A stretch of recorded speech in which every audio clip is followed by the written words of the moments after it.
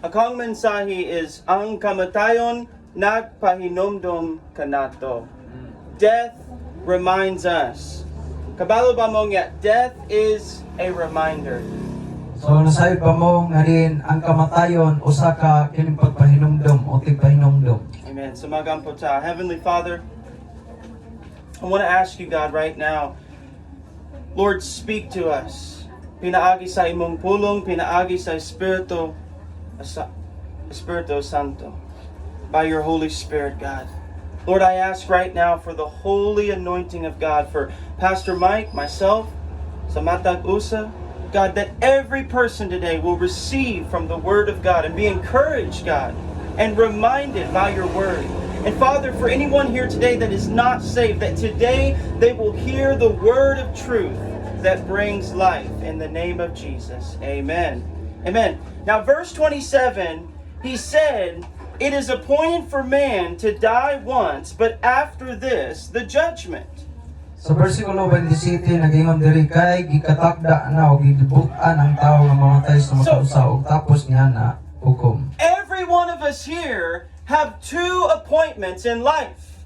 Matagusan nato nga niya karon adunay duha ka diin kahimtang sa kinabuhi. We have an appointment with death, Nga diin kita gayud modangat diha sa kamatayon. and we have an appointment with the judgment of God. O diin kita usab mo dangat diha sa paghukom sa So, Dios. death reminds us that all of us will die until the coming of the Lord. Ang kamatayon usa kini kapagpahinumdom kanato nga diin kita mo dangat gayud sa kamatayon hangtod nga diin mo anhi sa Ginoong Now, Hesus. adunay maayang balita kay adunay paglaom diha ni Kristo Jesus. Amen? Kay si Jesus ibanhaw gikan sa patay. Siya ang buhing Diyos. So, Jesus Christ is alive. He defeated the power of death on the cross. So sa Ginoong Hesus siya nabanhaw siya unya buhi siya sa walay katapusan ug iyang gibuntog ang kamatayon So, dito sa cross. Everyone here, be reminded today, Matagusa nga niya karon kita gipahinumduman from the oldest to the youngest, ikan sa labing hamtong o gulang ngadto sa labing bata. you have an appointment with death. Adiin kitang tanan gikatakda ng daan nga diin mamatay. And there are only two places, Og duha na alamay duha ka dapit. langit o inferno, mutod sa pulong sa Diyos. So, we must be prepared for the day of our death.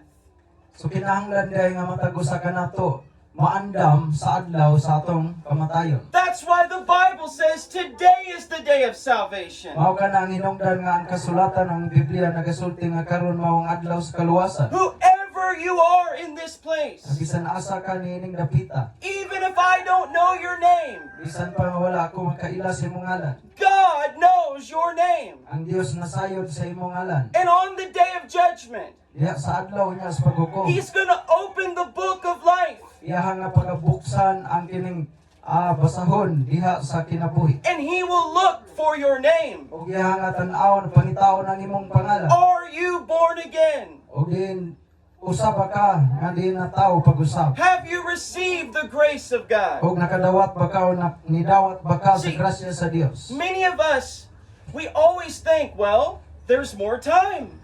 Daghan ka nato nga di naguna-una at taas pag panahon. But the Bible says we don't know what another day may bring forth. Panang Biblia nagasulti nga diin wala ta masayod unsay atong madala sa ugma. Ang dakong kinahanglan nato, kalawasan. Kinahanglan nato o kalawasan. We need salvation. Amen? So he said, you are appointed once to die, and after this, the judgment. So nagingon siya ikabutan na ta nga diin mamatay sa makausa o humani ini hukom. Now, look at Hebrews chapter 2, verse 14 and verse 15. Rohanon 2:14 ug 15. Inasmuch then as the children have partaken of flesh and blood, he himself likewise shared in the same, that through death he might destroy him who had the power of death, that is, the devil, and release those who through fear of death were all their lifetime subject to bondage. 14. Busa sanglit ang mga anak nakaambit man sa unod ug dugo, siya gayod usab miambit niini aron pinaagi sa kamatayon, malaglag niya ang may gahom sa kamatayon nga sa ato pa ang yawa. 15. Og mapahigawas niya silang tanan nga tungod sa kahadlok sa kamatayon na ilalom sa pagkaulipon sulod sa tibuok nilang kinabuhi. Now, tanawa ang pulong sa Dios.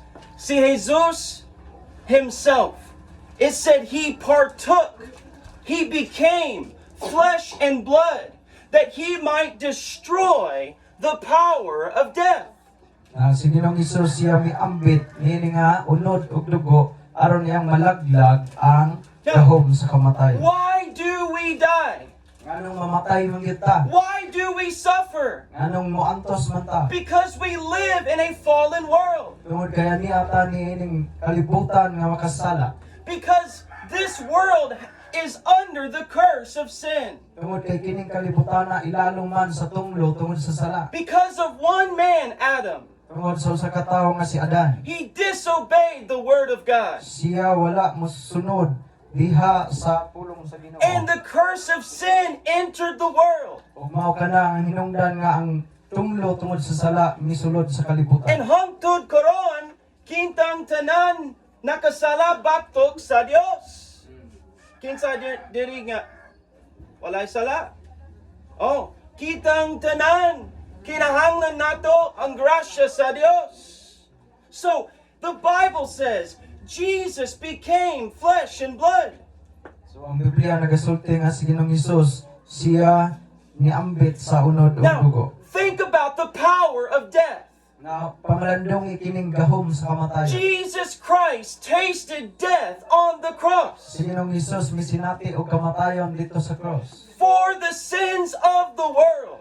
Tungod sa sala sa kalibutan. Because God is a holy God. Tungod kay ang Dios siya balaan nga Dios. God loves us. Ang Dios na higugma He kanato. wants us to be saved. Gusto niya nga din maluwas ang tanan. But God cannot fellowship with sinful man. Apan ang Dios dili siya makigiusa sa usa ka tawo nga makasala. Our sin separates us from God. Tungod kay ang sala mao din na hinungdan nga mahimulag ta o nakapalayo ta ngadto sa But Dios. Jesus came to bring redemption to the world. Apan si Ginoong Hesus siya mianhi aron magdala og pagkatinubos ining kalibutan On the cross, dito sa cross. He shed His blood. Yang giula ang yang dugo. And it says here, He destroyed the one who had the power of death. That is the devil.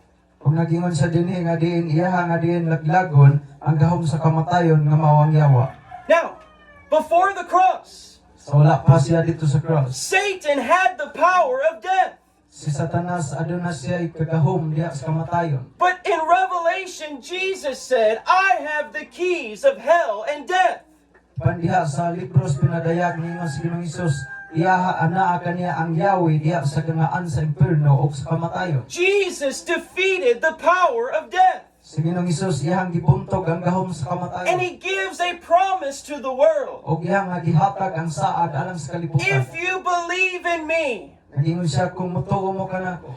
you will not die. Ingon siya dili ka mo malaglag. Now your body will die. Siguro ang atong mataglawas mamatay. But there is a second death. Apan adunay gitawag nga ikaduhang kamatayon. The lake of fire. Dito sa linaw nga kalayo. And those who put their faith in Jesus Christ, O kanila nga din nagbutang silang pagtuo kang Hesukristo. they will receive the gift of eternal life. Ilahang madawat ang gasa nga kinabuhing walay And katapusan. they will not taste the second death. Dili na nila masinati ang ikaduhang kamatayon. Now, verse 15.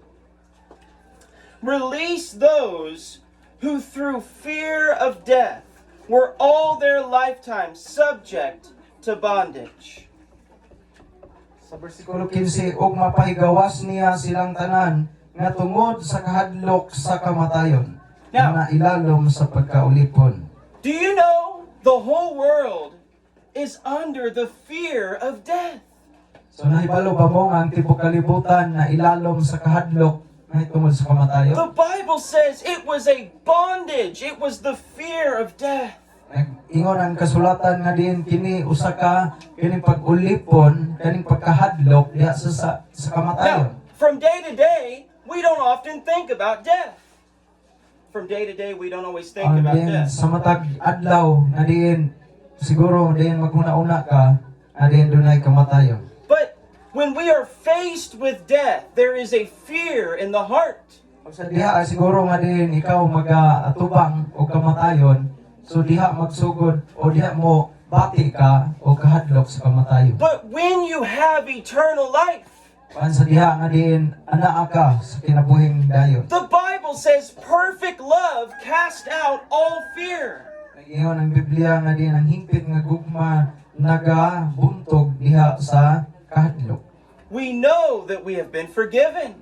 Kaya nasayod ta nga din kita pinasaylo. Paul said, I have a desire to depart and be with Christ. Si Pablo nagingon nga doon na siya timuha nga diin makauban siya ni Kristo. To live is Christ and to die is gain. Kaya nagingon siya ang pagkabuhi diha ni Kristo ug ang pagkamatay He may said, pagdaog. if my earthly body is destroyed, I have a temple in the heavens. Nagingon siya nga kung kining yutan-on nga diin lawas siya madugta, ingon siya doon na siya lawas o puloy-anan dito sa langit. And at the end of his life, Diha sa katapusan siyang kinabuhi. the Apostle Paul said, the time of my departure is at hand. Nagingon sa Apostol Pablo nga sa panahon sa iya nga pagkikan, dool na. But he said, I have fought the good fight. Paningon siya, apan ako ang kining gibuhat ang din pagpakigbisog sa mayong I have pagpakigbisog. finished the race. Ug iyahan ang gihuman ang lumba. And there is a crown of righteousness that God has given to Ug me. diin iyan ang naangkon ang purong-purong sa pagkamatarong See, nga gikan sa Dios. Paul was not afraid of death. Si Pablo walay kahadlok sa kamatayon. He desired to be with Christ. Noon siya nagtinguha nga diin makauban siya na ni Kristo. But he said, if I'm living in this world, I will live unto the glory of God. Ingon siya nga kung siya mubiya man ini nga kalibutan na, ingon siya nga diin maanaa siya sa himaya ni Kristo. So death is a reminder So kining kamatayon usa din ka pagpahinomdom. that we will die. Nga din kitang tanan mulangat sa sama ni. And death reminds us that we will stand before God. O ang kamatayon nagapahinomdom nga din kitang tanan mo barog sa tubangan sa Dios. Every one of you here will stand before God Almighty. Matag usa ka nato nga niya karon mo barog ta sa tubangan sa And Dios. you will give an account for your life. O diin ikaw mismo magahatag og husay sa imong kaugalingong All of kinabuhi. your secret sin will come to light on the day of judgment. Ang tanan nga tinago nga sala kini siya mabutyag o makita unya sa adlaw sa And paghukom. your good works will not save you. O ang imong mga maayong gawi o buhat di na makatabang o makaluwas. Only the grace of God. Kay kini lamang grasya sa Dios. Only Maong makaluwas. Jesus Christ. Si Ginoong Hesus sa Dios. Only the power of the cross Ang kining gahumra dito sa cross. will save you on the day of judgment. Mao lang niya ang makapahigawas kanimo sa adlaw sa paghukom. Kinsa man di ay ang malawas. Sila nga matuo diha ni Kristo Jesus. Sila lamang. There is no other way to be saved gawas the Lord Jesus Christ. Wala nagilain pa nga paagi aron maluwas gawas lamang nga muduol na Ginoong Hesus. Now, number 3. Let's go to James chapter 4. Santiago kapitulo 4. Death reminds us that our life is short. Ang kamatayon nagapahinumdum kanato nga ang kinabuhi mubuora. You know, this world is passing away. So nahibalo ba mo nga diin kining kalibutan na mahanaw? And the only thing that will last for eternity is what you have done for God in this world. Usa ka butang nga diin kini siya mulungtad sa walay katapusan kanang atong mga gibuhat para sa Ginoo. Now, look at James chapter 4, verse 14. 14. Whereas you do not know what will happen tomorrow. For what is your life? It is even a vapor that appears for a little time and then vanishes away. Sa 14. Samtang ang tinuod mao nga kamo walay hingsayran mahitungod sa kaugmaon. Kay unsa ba ang inyong kinabuhi? Kamo sama lamang sa aso nga sa kalit magapadayag o gunya mahanaw lamang. Now, everyone here has heated water para sa kape or sa mais. So, matagusa diri siguro mag-init na tubig. Now, you've seen the vapor that comes out from the hot water. O matagusa na to makakita ta sa alisngaw nga kini gikan sa mainit nga tubig. You see that vapor and then it vanishes suddenly. Alin imong makita ang kining alisngaw apan takulahaw sa kalit mahanaw ra. Now, compared to eternity, So, kini siya ikumpara sa walay katapusan. your life is but a vapor. Nga din ang imong kinabuhi sama lamang sa alisngaw. You're here for a short time. Anay akan dining mga dapit sa mubo ra kayong panahon. Don't waste your life Ayaw o siki ang imong kinabuhi. in the lust of your flesh. Diha sa pangibog sa unod. You only have one life. Kay matag usa ka nato adunay matagtag sa kakinabuhi. And after this, the judgment. Ug humani ini paghukom. Now, in heaven, there is reward for the believer Dito sa langit aduna unyay ganti alang sa mga magtotoo. who have served God faithfully.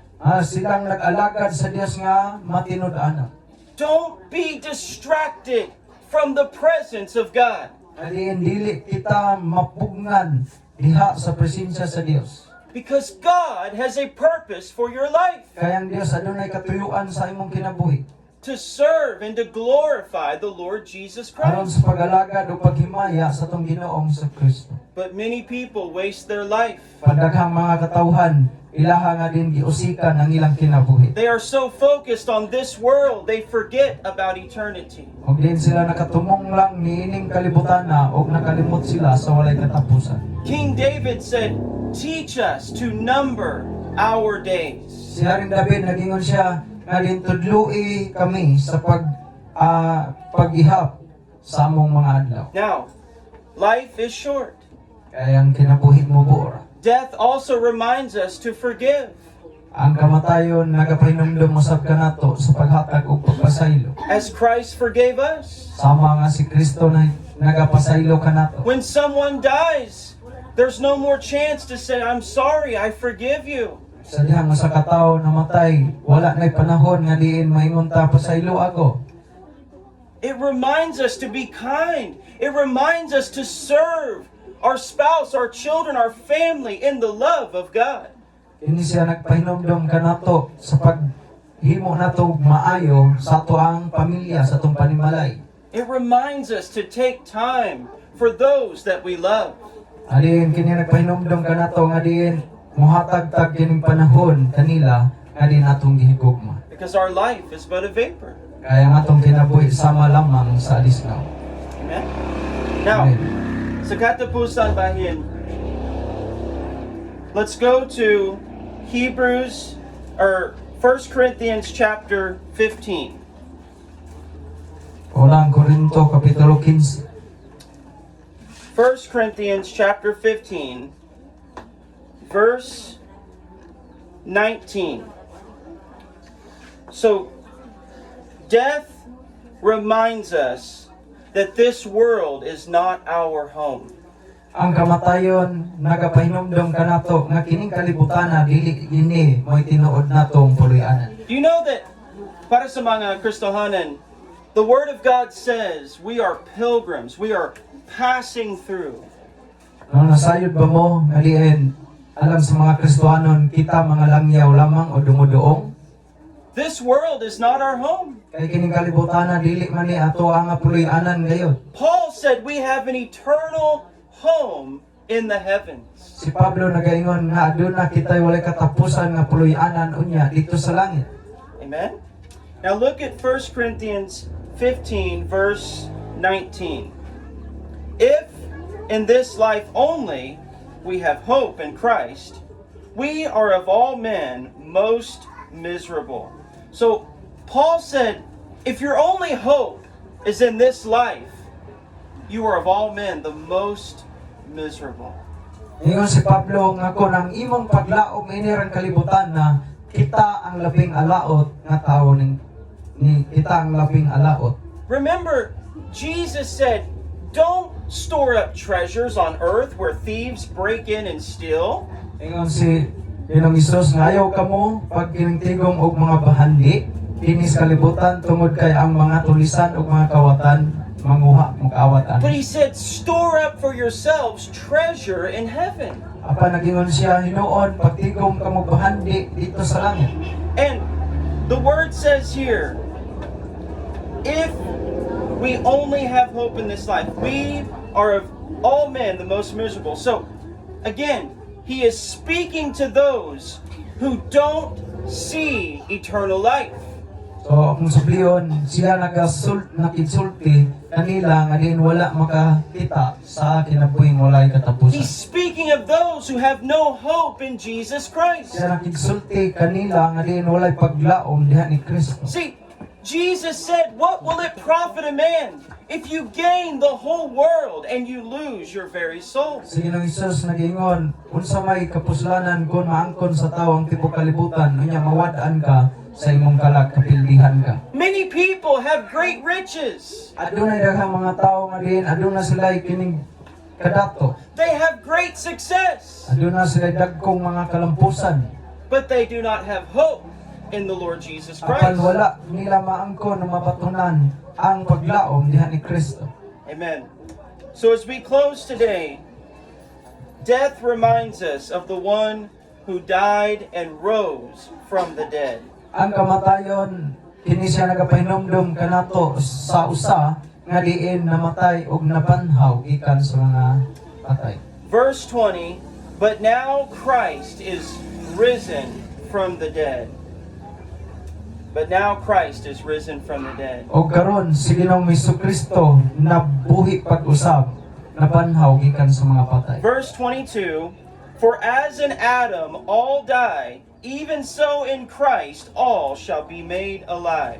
Ang ingon nga diin alang kanila nga naa kang Adan, insya sila nangamatay apan kanila nga din anaa ni Kristo nangabuhi. So, as we close today, every one of you here have an appointment with death. Sa magatapos ta karon, matag usa nga niya karon ni mga dapit gikatakda na daan nga mamatay. And you have an appointment to stand before God. O aduna usab kitay kining panahon nga gitakda nga moatubang gayud kita sa tubangan sa Dios. And glory to God, dalagon ang Diyos nga adunay maayang balita. Kay ang Diyos nahigugma ninyo. And God gave His Son on the cross so that you could have eternal life. Tungod kay ang amahan nato sa langit nihatag siyang buktong anak dito sa cross aron kita makaangkon ang kinabuhing walay katapusan. We don't deserve God's grace. Dili kita takos o hangayan sa grasya sa Dios. We don't deserve eternal life. Dili po ta takos sa kinabuhing dayon. But God loves us. Apan kay ang Dios nahigugmaman kanato. And the Bible said Jesus became flesh and blood. O ang Biblia nagasulti si Ginoong Hesus siya na nagasulob diya sa unod ug sa dugo. He lived a perfect life that you could never live. Siya nagapuyo yan ang kinabuhi nga hingpit In your place. diha para sa imong dapit. He fulfilled the law of God. Iyaha nga din gihingpit ang sugo sa Dios. He satisfied the wrath and justice of God. Og diin siya nakasinati niya ng kapungot og diin pagkamatarong sa Dios. And today, you can repent. Karon makahimo tas paghinulsol. You can call upon Jesus Christ. Ang makahimo ta pagtawag sa ngalan ni Ginoong Hesus. And you can be saved. Og ikaw nga luwas. And for those who are Christians, Og alam ka ninyo nga din mga Kristohan. if you have been distracted, Kung ikaw usama ka sa din na disturbo. or you are mapapagat, far from the presence of God, Diin nahimo ka nga layo, distansya sa presensya sa come Dios. home today. Karon pwede ka mo balik. God you. Kaya ang Dios nahigugma ni. God waits with open arms. Siya nagahulat nga nang kining bukas nga din mga kamot. But when you take your last breath, Apan sa diha nga ikaw pagkakuhaan sa katapusan nimong gininhawa. your decision is made. Nga kinahanglan nga mohimo ka og pag hukom o desisyon. Your home will be eternal.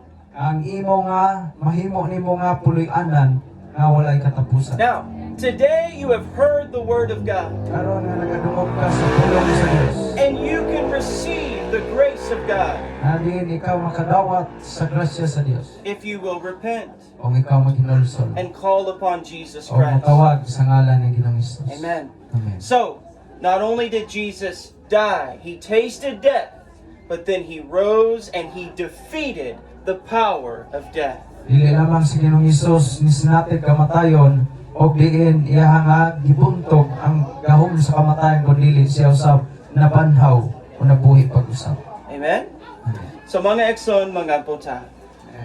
Now, if you want to share this with them, as we pray today, if you're here and you know you're not right with God, ablihi sa inyong baba ngadto sa Dios. Ginoo, pasaylo ako.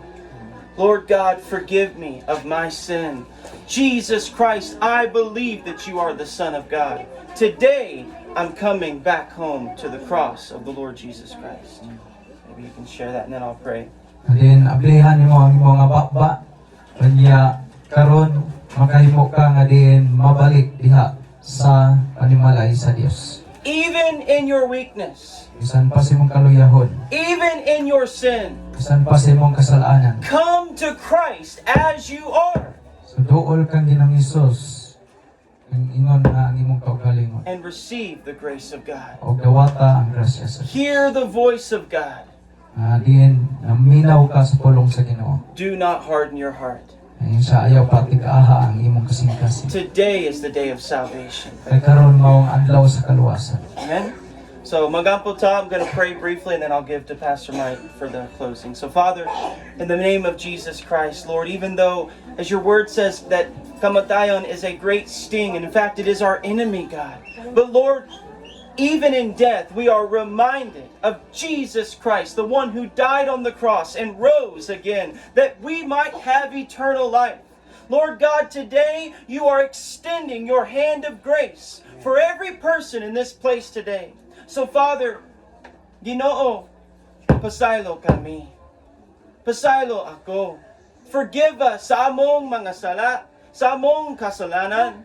Lord God, kinahanglan namo og kalawasan koron. Lord, I pray today, Father, Lord, susiha ang among kasing-kasing, O Dios.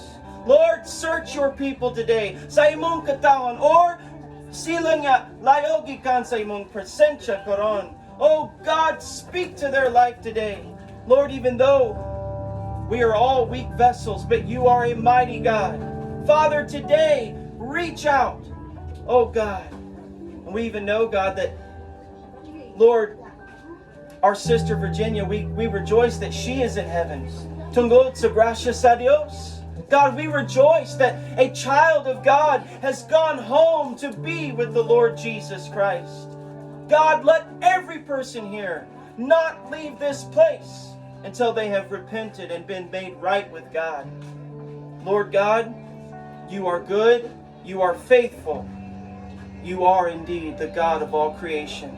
And Lord, we know and we believe matud sa imong pulong karon, God, that you have overcome ang gahom sa kamatayon tungod sa cross. Hallelujah. You overcame the power of death. Kay you rose from the dead. So Lord, we honor you now in Jesus' name. I'll give to Pastor Mike for the closing.